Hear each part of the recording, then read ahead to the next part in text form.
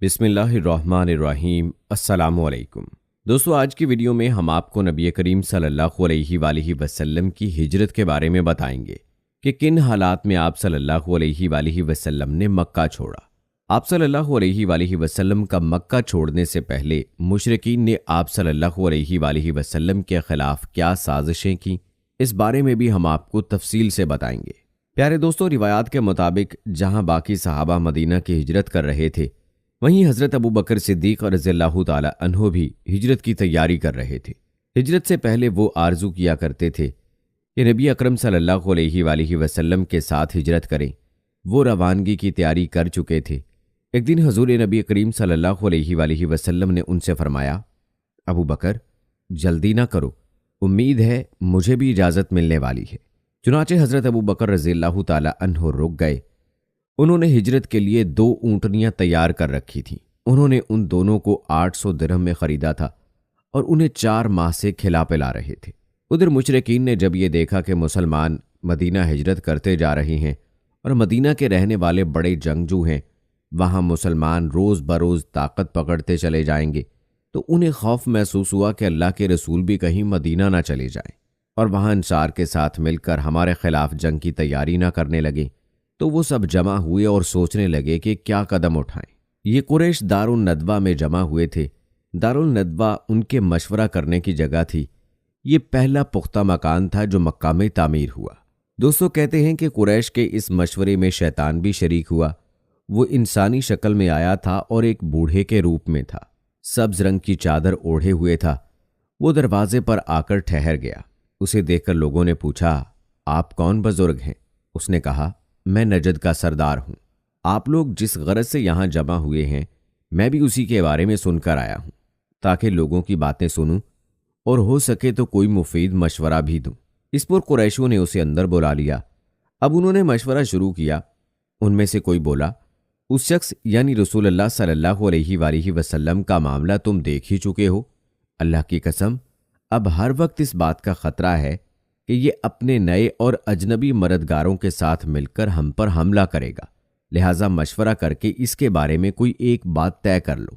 वहां मौजूद एक शख्स अबुल बख्तरी बिन हशाम ने कहा, इसे बेड़ियां पहनाकर एक कोठड़ी में बंद कर दो और इसके बाद कुछ अरसे तक इंतजार करो, ताकि उसकी भी वही हालत हो जाए जो इस जैसे शायरों की हो चुकी है और ये भी उन्हीं की तरह मौत का शिकार हो जाए। इस पर शैतान ने कहा, हरगिज नहीं, ये राय बिल्कुल गलत है। ये खबर उसके साथियों तक पहुंच जाएगी, वो तुम पर हमला कर देंगे और अपने साथी को निकाल कर ले जाएंगे। उस वक्त तुम्हें पछताना पड़ेगा। लिहाजा कोई और तरकीब सोचो। अब उनमें बहस शुरू हो गई। असवद बिन रबिया ने कहा, हम इसे यहां से निकाल कर जिला वतन कर देते हैं, फिर ये हमारी तरफ से कहीं भी चला जाए। इस पर नजदी यानी शैतान ने कहा, यह राय भी गलत है। तुम देखते नहीं उसकी बातें किस कदर खूबसूरत हैं, कितनी मीठी हैं। वो अपना कलाम सुनाकर लोगों के दिलों को मोह लेता है। अल्लाह की कसम, अगर तुमने उसे जिला वतन कर दिया तो तुम्हें अमन नहीं मिलेगा। ये कहीं भी जाकर लोगों के दिलों को मोह लेगा, फिर तुम पर वो हमलावर होगा और तुम्हारी ये सारी सरदारी छीन लेगा। लिहाजा कोई और बात सोचो। इस पर अबू जाहल ने कहा, मेरी एक ही राय है और इससे बेहतर राय कोई नहीं हो सकती। सब ने कहा, और वो क्या है? अबू जाहल ने कहा, आप लोग हर खानदान और हर कबीले का एक एक बहादुर और ताकतवर नौजवान लें, हर एक को एक एक तलवार दें। उन सबको मोहम्मद पर हमला करने के लिए सुबह सवेरे भेजें। वो सब एक साथ उस पर अपनी तलवारों का एक भरपूर वार करें, इस तरह उसे कत्ल कर दें। इससे होगा ये कि उसके कत्ल में सारे कबीले शामिल हो जाएंगे। लिहाजा मोहम्मद के खानदान वालों में इतनी ताकत नहीं होगी कि वो इन सब से जंग करे। लिहाजा वो खून बहा यानी फिदिये की रकम लेने पर आमादा हो जाएंगे, वो हम उन्हें दे देंगे। इस पर शैतान खुश होकर बोला, हाँ, ये है आला राय। मेरे ख्याल में इससे अच्छी कोई राय और नहीं हो सकती। चुनाचे इस राय को सबने मंजूर कर लिया। अल्लाह ताला ने फौरन जिब्राइल अलैहिस्सलाम को हजूर अकरम सल्लल्लाहु अलैहि वसल्लम के पास भेज दिया। उन्होंने अर्ज किया, आप सल्लल्लाहु अलैहि वसल्लम रोजाना जिस बिस्तर पर सोते हैं, आज उस पर ना सोएं। इसके बाद उन्होंने मुशरिकीन की साजिश की खबर दी, जैसा कि सूरह अनफाल की आयत नंबर 30 में आता है, और इस वाक़े का भी जिक्र कीजिए जब काफिर लोग आपकी निस्बत बुरी बुरी तदबीरें सोच रहे थे कि आया आपको कैद कर लें या कत्ल कर डालें या जिला वतन कर दें, और वो अपनी तदबीरें कर रहे थे और अल्लाह अपनी तदबीर कर रहा था, और सबसे मजबूत तदबीर वाला अल्लाह है। अलगर्ज जब रात 1/3 गुजर गई तो मुशरिकीन का टोला हजूर अकरम सल्लल्लाहु अलैहि वसल्लम के घर तक पहुंचकर छुप गया। वो इंतजार करने लगा कि कब वो सोएं और वो सब यकदम उन पर हमला कर दें। दोस्तों, कहा जाता है कि उन कुफार की तादाद 100 थी। उधर हजूर नबी करीम सल्लल्लाहु अलैहि वसल्लम ने हजरत अली रज़ियल्लाहु ताला अन्हु से फरमाया, तुम मेरे बिस्तर पर सो जाओ और मेरी यमनी चादर ओढ़ लो। फिर आप सल्लल्लाहु अलैहि वसल्लम ने हजरत अली रज़ियल्लाहु ताला अन्हु को तसल्ली देते हुए फरमाया, तुम्हारे साथ कोई नाखुशगवार वाकया पेश नहीं आएगा। प्यारे दोस्तों, रिवायात बताती हैं कि मुशरिकों के जिस ग्रोह ने आप सल्लल्लाहु अलैहि वसल्लम के घर को घेर रखा था, उनमें हकीम बिन अबुल आस, उक़बा बिन अबी मुईत, नसर बिन हारिस, असयद बिन खलफ, जमा इब्न असवद और अबू जहल भी शामिल थे।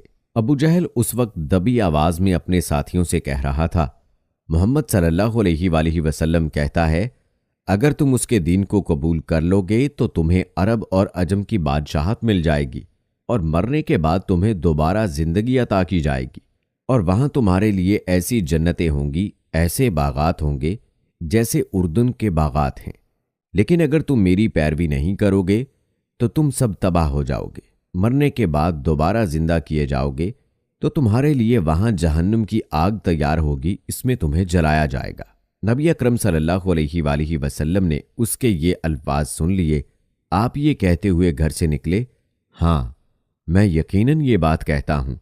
इसके बाद आप सल्लल्लाहु अलैहि वसल्लम ने अपनी मुट्ठी में कुछ मट्टी उठाई और सूरत यासीन की ये आयात तिलावत फरमाई, जिनका तर्जुमा है, यासीन, कसम है हिकमत वाले कुरान की, बेशक आप पैगंबरों के ग्रोह में से हैं, सीधे रास्ते पर हैं।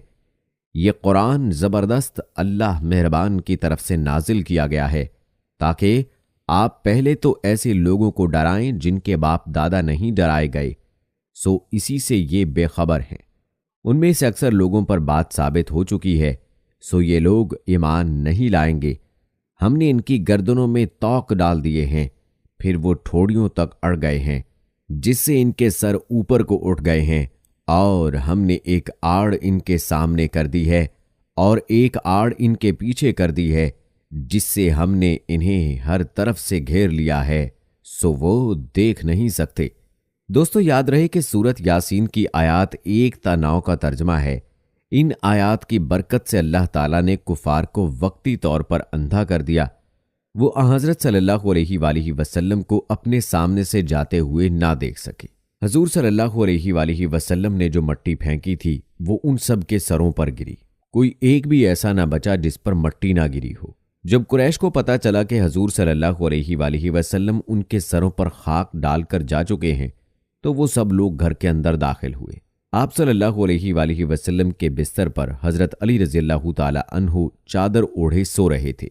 ये देखकर वो बोले, खुदा की कसम, ये तो अपनी चादर ओढ़े सो रहे हैं। लेकिन जब चादर उल्टी गई तो बिस्तर पर हजरत अली रज़ियल्लाहु ताला अन्हु नजर आए। मुशरिकीन हैरत ज़दा रह गए। उन्होंने हजरत अली रज़ियल्लाहु ताला अन्हु से पूछा, तुम्हारे साहब कहाँ हैं? मगर उन्होंने कुछ ना बताया। तो वो हजरत अली रज़ियल्लाहु ताला अन्हु को मारते हुए बाहर ले आए और मस्जिद हराम तक लाए। कुछ देर तक उन्होंने उन्हें रोके रखा, फिर छोड़ दिया।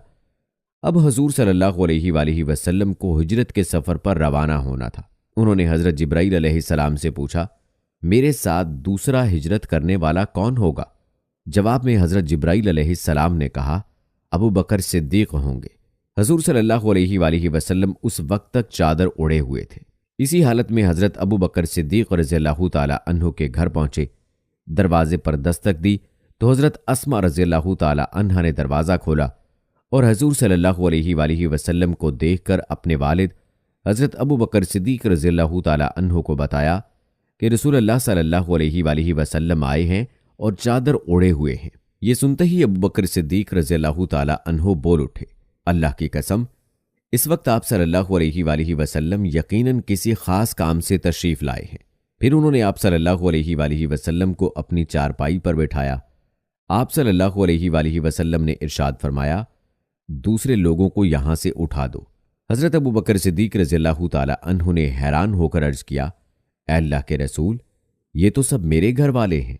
इस पर आप सल्लल्लाहु अलैहि वसल्लम ने फरमाया, मुझे हिजरत की इजाजत मिल गई है।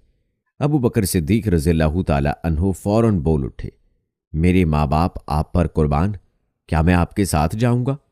जवाब में हजूर सल्लल्लाहु अलैहि वसल्लम ने इरशाद फरमाया, हाँ, तुम मेरे साथ जाओगे। ये सुनते ही मारे खुशी के हजरत अबू बकर सिद्दीक रज़ियल्लाहु ताला अन्हु रोने लगे। हजरत आयशा सिद्दीक़ा रज़ियल्लाहु ताला अन्हा फरमाती हैं, मैंने अपने वालिद को रोते देखा तो हैरान हुई, इसलिए कि मैं उस वक्त तक नहीं जानती थी कि इंसान खुशी की वजह से भी रो सकता है।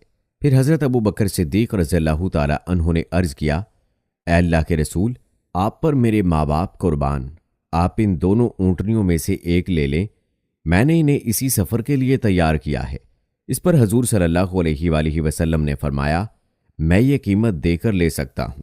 ये सुनकर हजरत अबू बकर सिद्दीक रज़ियल्लाहु ताला अन्हु रोने लगे और अर्ज किया, ऐ अल्लाह के रसूल, आप पर मेरे माँ बाप कुर्बान, मैं और मेरा सब माल तो आप ही का है। हजूर सल्लल्लाहु अलैहि वसल्लम ने एक ऊँटनी ले ली। दोस्तों, बाज़ रिवायात में आता है कि हजूर सल्लल्लाहु अलैहि वसल्लम ने ऊँटनी की कीमत दी थी। उस ऊँटनी का नाम कसवा था। यह आप सल्लल्लाहु अलैहि वसल्लम की वफ़ात तक आपके पास ही रही। हज़रत अबू बकर सिद्दीक रज़ियल्लाहु ताला अन्हु की खिलाफत में इसकी मौत वाक़ हुई। सैयदा आयशा सिद्दीक़ा रज़ियल्लाहु ताला अन्हा फरमाती हैं कि हमने उन दोनों ऊँटनियों को जल्दी जल्दी सफ़र के लिए तैयार किया, चमड़े की एक थैली में खाने पीने का सामान रख दिया।